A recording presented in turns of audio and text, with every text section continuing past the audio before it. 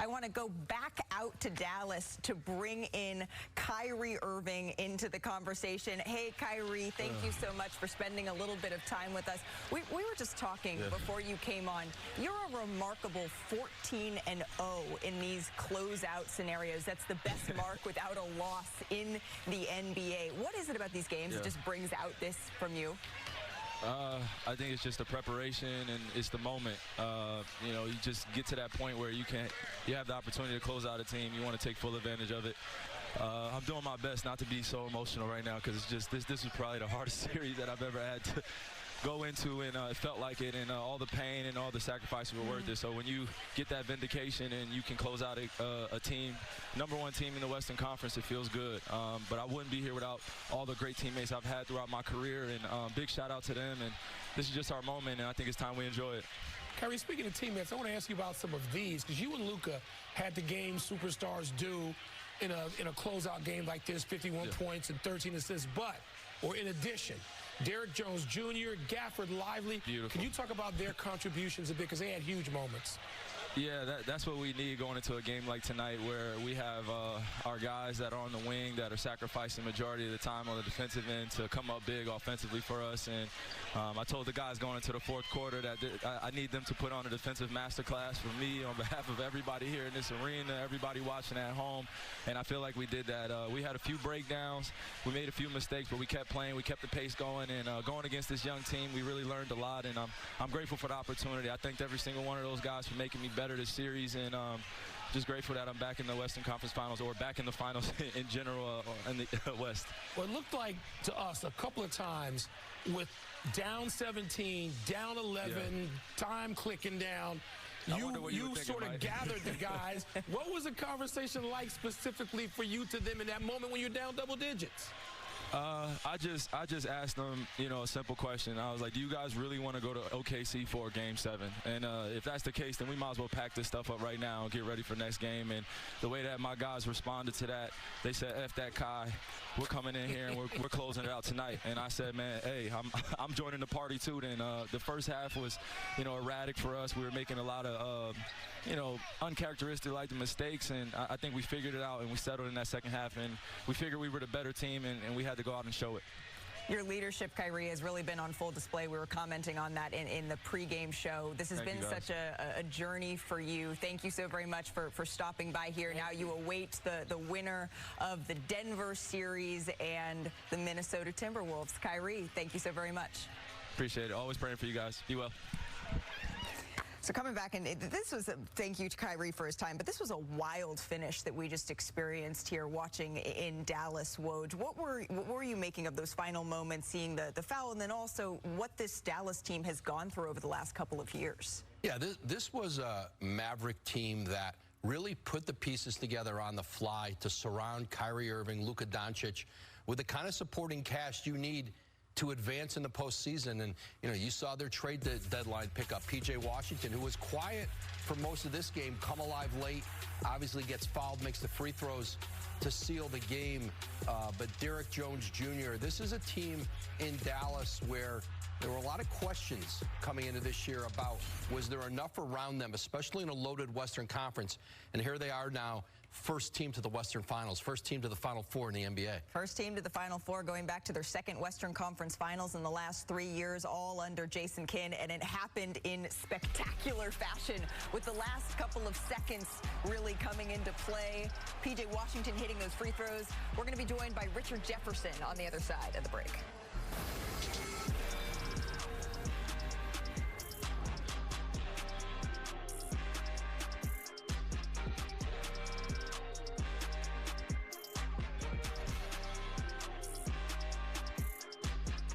Sunday, Idol's grand finale is jammed. Points for Luka Doncic in this closeout win as the Dallas Mavericks advance to the Western Conference Finals.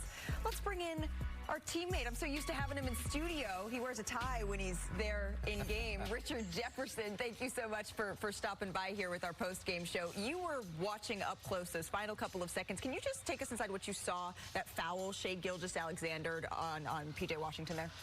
Well, it was tough because there was a similar play, and this wasn't a new one. This was a kind of a unique play where he did get all ball, but before the ball got released, that's where the foul occurred. If that ball gets released, then it's not a foul, and that's what we saw with Lucas. So great officiating.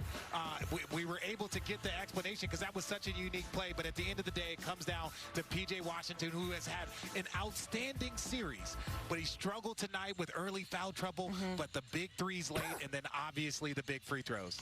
Richard, early in your career, you were in the OKC position. I remember you being a young pup on finals teams. You know what that's like. And then later in your career, as let's just say a mature player, you were on more the Dallas and then some end of this.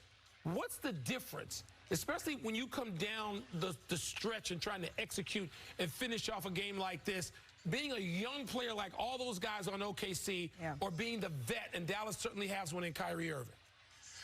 Honestly, there's such different experience. When you're a young player, you're excited to be there. You have such a belief in yourself, and you saw that all year long in OKC. But also the veteran side that we talked about with Kyrie. Kyrie did not shoot the ball in the first half. In that second half, you knew it was coming. He got aggressive on every single play. But there's a young guy over there that we have to mention, Derek Lively. What he did was so special, so impressive, hitting free throws, getting rebounds, offensive rebounds. His play in the second half was what really, to me, catapulted them to get that run started. It was, you can't speak enough about the young player and all the things that he has gone through to come and have this performance in an elimination game at home. It was very impressive.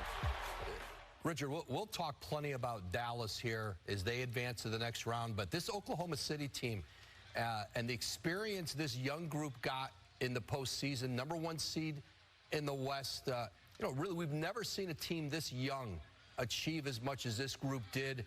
How valuable is this experience, this series, going to be for this group when they come back next year? Oh, it is so valuable. I was very fortunate, as you guys mentioned, to go to the NBA Finals my rookie year. We were a much better team, a much more confident team. We understood the emotional swings that come with playoff series. But I will say this, they missed the window.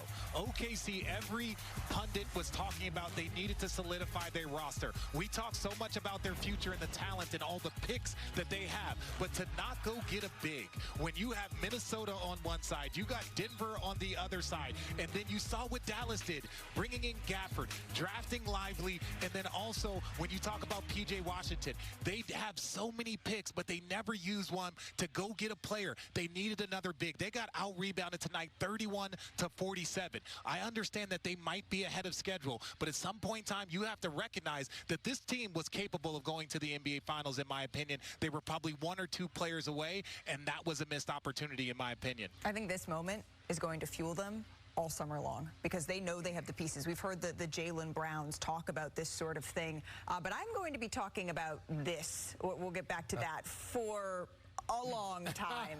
Dirk, I think you speak for so many of us here when you put Richard in a little bit of a headlock there before the game. Yeah, this is the thing about my relationship with pretty much everyone. They love to hate me and they hate to love me. Dirk is amazing. He was sitting next to us the entire game. We were making, you know, gentleman bets on charges and blocks, but he's such an ambassador for the game. I love that man, and yes, he's the only person that can choke me in the middle of my open on ABC. So I'll allow Dirk to do that, but don't any other players get any more ideas. We can hum some bars of Donna Summer, Love to Love You for Richard. Yeah, that'll work. Really wants that. Rich, thank you so very much. Thank you, Rich. All right, we'll see you soon. But we were just kind of speaking of the heartbreak that Oklahoma City just experienced. This is going to fuel them all summer long. We heard the Jaylen Browns talk about how after they went to the NBA Finals and didn't quite get to the mountaintop, all he did when people came up, oh, congratulations, you had such a great run. Okay. All he did was think about, I don't want to be congratulated. Listen, you can go to older teams. How about the Spurs after they'd already won 4 championships? Yeah. They lose to Cleveland on the Ray Allen, to Miami on the Ray Allen shot the whole winter. Greg Popovich, they already got rings full of fingers. Duncan and Ginobili and Parker and Pop. And that's all they talked about, how angry they were over that offseason to get back and try to win it. This is such a young team. Even the Jaylen Brown Celtic team you talk about had been around for a while. Absolutely. Chet Holmgren is a rookie. Jalen Williams, both Jalen Williams, second-year players. This is a group that to do this in their first real season together. Usually teams who've missed the playoffs for 2 years and are coming out of the lottery, they re-enter the orbit at the 7th seed, the 8th seed. Right. They were the #1 seed in a loaded Western Conference. They've got $30 million in cap space this summer if they decide they want to improve somewhere.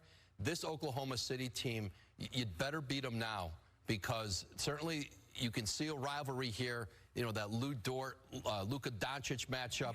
Yeah. This isn't the last we've heard of, I think, even these two teams competing. We're going to be seeing these two for years to come. But for now, it's Dallas that moves on. So if you are the Mavericks, who are you rooting for tomorrow?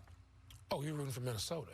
Nobody wants to say they're going to take on the champions that boldly. Not when they appear to be healthy.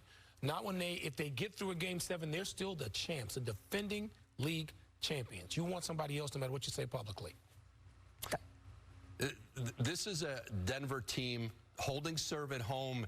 This would be a massive conference final with those two teams. But I can't wait. First, we get Game 7. Coming up next is the ABC World News tonight, or your local news over most of these ABC stations. We'll see you. You're all moving on up. I am throwing the party of all parties. Everybody's invited, except for the students and most of the teachers. It's a party. Now, New York's #1 news, Channel 7 Eyewitness News. Mayhem on the streets of Beirut. Pro-Palestinian protesters clashed with police, and for the second weekend in a row, there were several arrests. And the Knicks are the hottest ticket in town. Game 7 at the Garden tomorrow, but it's going to cost you tens of thousands if you want an up-close look. Plus a low haze over New York City as rain pushes through our area. Meteorologist Jeff Smith tracks how long that rain will stick around and when we could see the sun again. But first, tragedy for a family in Queens. A lone shoe, all that was left on the street today. A young boy, just 5 years old, was hit and killed by a driver near a playground not far from his home in College Point. Police say he ran out into the street between two parked cars and got hit. Eyewitness News reporter Anthony Carlo is in College Point tonight with the tragic details. Anthony? Joe, tragic indeed, and that's right. That playground actually right to my left here, we are told that that little boy darted out across this street. We're here at 124th Street, and that is when he was hit here in the street. This is no doubt a tragedy for that 5-year-old's parents and his family.